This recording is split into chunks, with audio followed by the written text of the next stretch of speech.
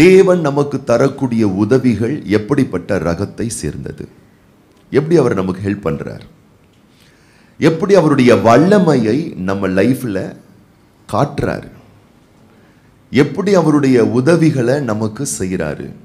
அநேகர் நினைக்கிறாங்க என்னன்னா, இப்போ நமக்கு சாப்பாடு வேணும் அப்படின்னு சொன்னா அவர் எப்படி உதவி செய்கிறாருன்னு நினச்சிக்கிறாங்கன்னா, அவர் சமையல் கட்டுக்கு போயிட்டு அவர் கடாய் சட்டியெல்லாம் அடுப்பில் வச்சு அவரே பருப்பு போட்டு அவரே சாம்பார் செஞ்சு அவரே சாதம் வடித்து அவரே குழம்பு தட்டில் ஊற்றி அப்படியே தட்டில் எடுத்துன்னு அப்படியே சோறு வச்சு, வா மக்கா வா, நான் உனக்கு ஊட்டி விடுறேன் அப்படி செய்கிறாரு நினைக்கிறாங்க.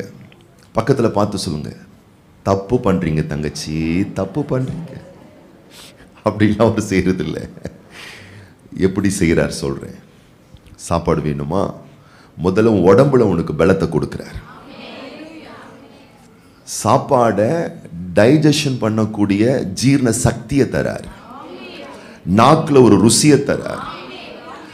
நீ சமைப்பதற்கான மூலப்பொருட்களை எடுத்துக்கொள்வதற்கான ஐஸ்வர்ய காசு பணத்தை தரார். அந்த காசு பணத்தை உழைப்பின் மூலம் நீ பெற்றுக்கொள்ளும்படி செய்கிறார். அல்லேலூயா. சமைப்பதற்கான ஞானம், விவேகம், ஆற்றலை உனக்கு கொடுக்கிறார். அல்லேலூயா. அதற்கப்புறம் உன்னை சமைக்க வைக்கிறார். அல்லேலூயா. அதுக்கப்புறம் சமைச்சதை தட்டில் கொண்டு வர வைக்கிறாரு. அப்புறம் பிசைஞ்சி உருட்டி உருண்டை போட்டு நீங்களே சாப்பிடக்கூடிய சத்துவத்தை கொடுக்கிறாரு. இப்படிதான் அவர் பசியை போக்க வைக்கிறார். அல்லேலூயா. அதுல நல்லா நீங்க யோசிக்கலாம், நான் தானே வேலைக்கு போறேன், நான் தானே சம்பாத்தியம் பண்றேன், நான் தானே கடை தெருவுக்கு போறேன், நான் தானே ப்ரொவிஷன் வாங்குறேன், நான் தானே அடுப்பாங்கரைக்கு நிக்கிறேன்னு சொல்லிட்டு நீங்க இவ்வளவு விஷயத்த நான் தான் சொல்லலாம். நீங்க தான் செய்யணும். ஆனா நிக்கிறதுக்கும் சமைப்பதற்கும் சம்பாத்தியம் பண்றதுக்கு வேண்டிய முழுமையான அறிவோ ஞானமோ விவேகமோ பலனோ முழுக்க முழுக்க அவர் தான் தராரு.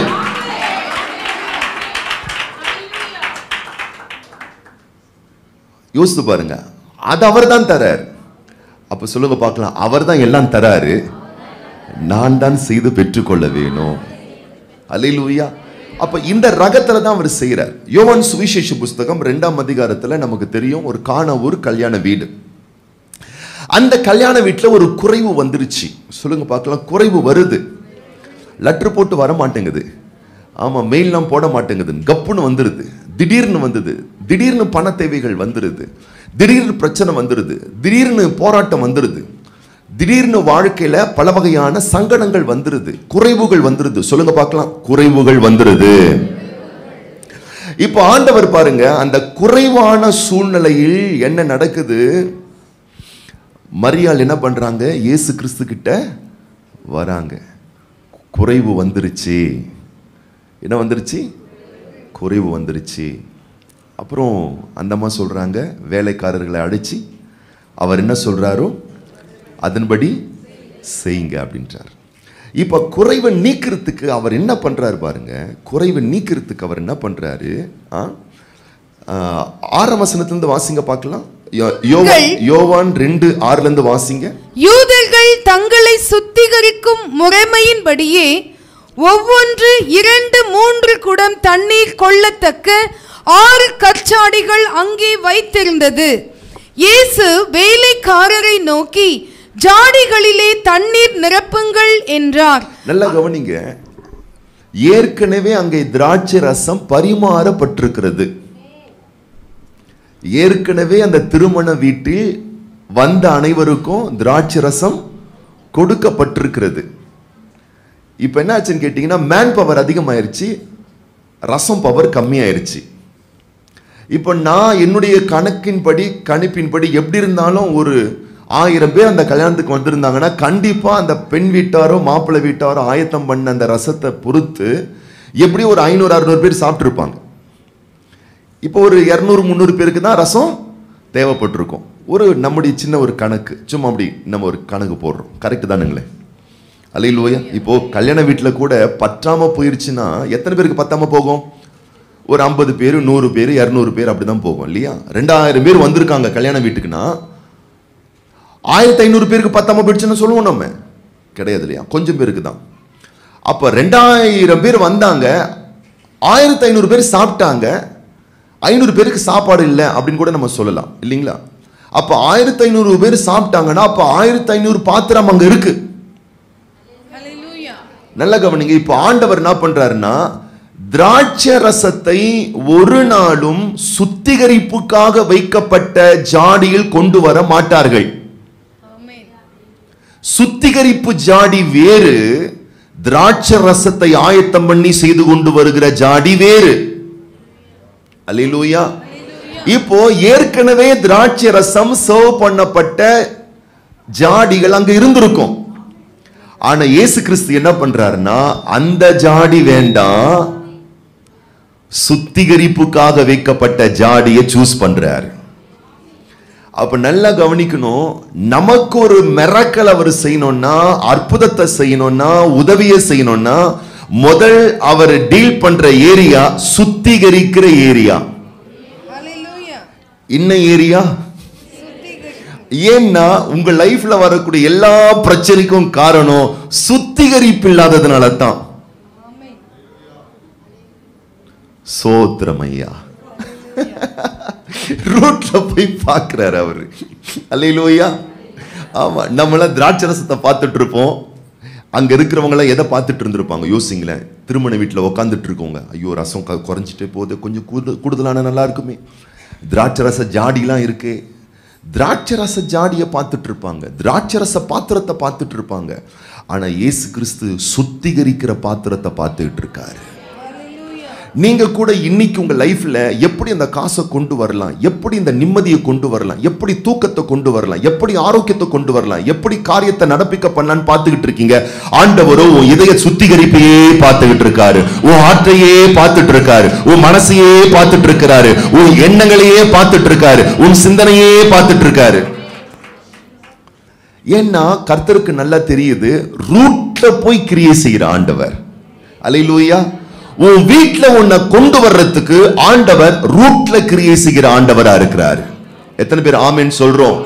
நம்ம வீட்டுல நிம்மதி வரணும், வீட்டுல காசு வரணும், வீட்டுல நிறைவு வரணும், வீட்டுல ஒரு நன்மை வரணும், வீட்டுல பிள்ளைகளுக்கு திருமணம் நடக்கணும், வீட்டுல பிள்ளைகளுக்கு குழந்தை பிறக்கணும், வீட்டுல ஒரு காரியம் நடக்கணும்னு வீட்டை பார்த்துட்டு இருக்கோம். ஆண்டவர் ரூட் ஆகிய மார்க்க பார்த்துட்டு இருக்காரு, உன் மனசை பார்த்துக்கிட்டு இருக்காரு. அல்லேலூயா. அப்போ என்ன நடக்குதுன்னு கேட்டீங்கன்னா, என்னைக்கு நம்ம லைஃப்ல நம்ம யோசிச்சு பார்க்கணும், யூகிச்சு பார்க்கணும். எப்படி ஆபிரகாம் மனசெல்லாம் புள்ள புள்ள புள்ள புள்ள புள்ளன்னு இருந்துச்சோ, நம்ம மனசு நம்ம ஆற்றில் வேற ஒன்று இருந்துகிட்டு இருக்கு. அதை ஆண்டவர் சுத்திகரிக்க சரிப்படுத்த தேவன் விரும்புகிறார். நீங்க நல்லா யோசிச்சு பாருங்க, உங்களுக்கு யார் தான் பிரச்சனை, எதுதான் பிரச்சனை, எதுதான் தேவை. நீங்க நல்லா யோசித்து யோசித்து யோசித்து யோசித்து யோசித்து பார்த்தீங்கன்னு சொன்னா, எதனால தான் பிரச்சனைனா, நம்ம உறவுகள் சார்ந்த விஷயத்துல தான் அதிகமாக பிரச்சனை நமக்கு இருக்கும். இப்போ கூட இன்னைக்கு உங்களுக்கு ஒரு ஜப குறிப்பு அப்படின்னா என்ன எதை தான் நம்ம சார்ந்திருப்போம், எதுதான் நமக்கு செய்யணும். சரியா வருமானம் இல்லை, ஆரோக்கியம் இல்லை, குடும்பத்தில் ஒரு சமாதானம் இல்லை, இது நடக்கணும், வேலை நடக்கணும், அது நடக்கணும். இதை சார்ந்த விஷயம்தான் நம்ம மனசுக்குள்ள போய் போய் இதயத்துக்குள்ள போய் போய் அது ஒரு பெரிய ஒரு வருத்தமா மாறி, ஒரு ரணமா மாறி, ஒரு அழுத்தமா மாறி, ஒரு காயமா மாறி அது வெடித்து சிதற ஆரம்பித்து விடுகிறது. இன்னைக்கு கர்த்தர் என்ன செய்ய விரும்புகிறாருன்னு கேட்டீங்கன்னு சொன்னா, உங்களுடைய ஹார்ட்டை, உங்க மனசை சரிப்படுத்த தேவன் விரும்புகிறார். உங்கள் இருதயங்களை தேவன் சுத்திகரிக்க விரும்புகிறார். கர்த்தர் சொல்றாரு, அதையே பிடிச்சிக்கிட்டு இருக்காது. உங்களுக்கு என்ன வேணுமோ அதையே பிடிச்சிக்கிட்டு இருக்காதீங்க. இன்னைக்கு தேவகுமாரனாக இயேசுவையும் அவருடைய வார்த்தையும் பிடித்துக் கொள்ளுங்கள். அவர்தான் சுத்திகரித்து அவர்தான் ஒரு பெரிய அற்புதத்தை செய்ய போகிறார். அவர்தான் நிரம்பி வழிகிற ஒரு ஆசீர்வாதத்தை செய்ய போறாரு. அவர்தான் நறுமணமான ஒரு ரசத்தை, அவர்தான் நல்ல திடமும் நிறமும் கொண்ட ஒரு ரசத்தை தந்து உன் வாழ்க்கையை நறுமண சுவையாக மாற்ற போகிறார். கைகளை உயர்த்தி ஆண்டவருக்கு நேராக, ஆண்டவரே என் இதயத்திலிருந்து ஆண்டவரை வெளிப்படக்கூடிய எல்லா விதமான கவலைகள் பாரங்கள் நீங்கும்படிக்கு இன்னைக்கு ஒரு அற்புதமான ஒரு சுத்திகரிப்பை நீர் எனக்காக ஏற்படுத்தும் ஆண்டவரே. ஓ நன்றி தேவனே, நன்றி தேவனே, நன்றி தேவனே. அப்ப கவனிக்கணும், நிறைய பாத்திரம் இருக்கு. ஆனா கிறிஸ்துவோ எல்லா பாத்திரங்களை சூஸ் பண்ணாம அவர் தெரிந்து கொள்ளுகிற பாத்திரம் எப்படிப்பட்ட பாத்திரமா இருக்கிறது? சுத்திகரிக்கிற பாத்திரமா இருக்கிறது. அப்ப நான் சொல்றேன், கர்த்தர் உங்களை சுத்திகரிப்பதற்காகவே தெரிந்து கொண்டிருக்கிறார். எத்தனை பேர் நம்ம ஆமென் சொல்றோம்? அழைக்கப்பட்டவர்கள் அநேகர். கூட இங்க உட்கார்ந்துட்டு இருக்கிற ஸ்ட்ரீட்ல எத்தனையோ பேர் போறாங்க வராங்க, இந்த ஊர்ல எத்தனை பேர் இருக்காங்க வாழ்றாங்க, எல்லாரும் அழைக்கப்பட்டவங்க தான். சொல்லுங்க பார்க்கலாம். எங்க வீட்டுல இருக்கிறவங்க அழைக்கப்பட்டவங்க தான், ரோட்ல இருக்கிறவங்க அழைக்கப்பட்டவங்க தான், ஊர்ல இருக்கிறவங்க அழைக்கப்பட்டவங்க தான். ஆனால் நீங்களும் நானும் மாத்திரமே தெரிந்து கொள்ளப்பட்டவர்கள். எத்தனை பெரிய பாக்கியம் இல்ல? தேவனால் தெரிந்து கொள்ளப்பட்டது, தேவனால் முன்குறிக்கப்பட்டது. எத்தனை ஒரு பெரிய ஒரு மேலான பாக்கியம் பாருங்களேன். எல்லாரும் அழைக்கப்பட்டவர்கள் தான். ஆனா நீங்களும் நானும் தெரிந்து கொள்ளப்பட்ட அந்த அற்புத ரகமான கூட்டத்துல தேவாதி தேவன் நம்மளை வச்சிருக்கிறாரு. எத்தனை பேர் ஆமென் சொல்றோம்? அப்போ தேவன் சும்மா சூஸ் பண்ணல, ஒரு உயர்ந்த லட்சியத்திற்காக நம்மளை தெரிஞ்சுக்கிட்டு இருக்கிறாரு. எத்தனை பேர் ஆமென் சொல்றோம்? அல்லேலூயா. அப்ப தெரிந்து கொள்ளப்பட்ட பிள்ளைகளுக்கு என்று சில தரமான அடையாளங்கள் இருக்கிறது. சொல்லுங்க பார்க்கலாம். தெரிந்து கொள்ளப்பட்ட பிள்ளைகளாகிய எங்களுக்கு சில அடையாளங்கள் இருக்கிறது. பவுல் சொல்லுகிறார் பாருங்கள், வேகமாய் வாசியுங்கள். 1 தெசலோனிக்கேயரின் புஸ்தகம் 1ஆம் அதிகாரம் 1ஆம் வசனம் 2ஆம் வசனம். பவுலும் சில்வானும் தீமோத்தேயும் பிதாவாகிய தேவனுக்குள்ளும் கர்த்தராகிய இயேசு கிறிஸ்துவுக்குள்ளும் இருக்கிற தெசலோனிக்கேய சபைக்கு எழுதுகிறதாவது. சபைக்கு எழுதுகிறதாவது சபையில் இருக்கக்கூடிய மக்களுக்கு. அப்படின்னா அன்னைக்கு இருக்கக்கூடிய சபையின் மக்கள் இல்லை, அவங்க இன்னைக்கு இல்லை. ஆனால் எழுதப்பட்ட எழுத்துக்கள் இருக்கிறது. இன்னைக்கு நம்ம ஏசிய புழல் ஊழியங்கள்ல சபை மக்களை நம்ம இங்கே இருந்துட்டு இருக்கோம். அல்லேலூயா.